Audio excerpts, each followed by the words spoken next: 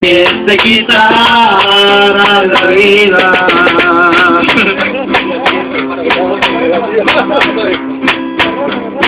Ahora será tu apellido, con el nombre de Pilar, conocido como Chalo, mucha gente lo quería.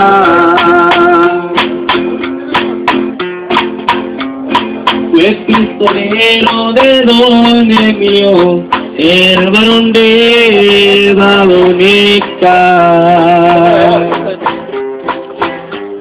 muy amigo de Zambada, de Chapo y de mucha clica, era el de los más buscados, la empresa así lo decía.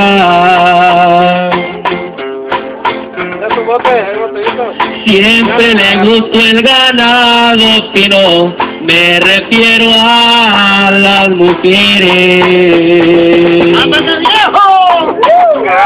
Por ahí se escuchan rumores que se robó muchas tres, se sabe de varios hijos que tuvo con sus quereres. A mis amigos dejó el encargo, nunca se olviden de Chalo. Cuando se acuerden de mí, llévenme la banda un rato para recordar las pisteadas donde la pasé gozando.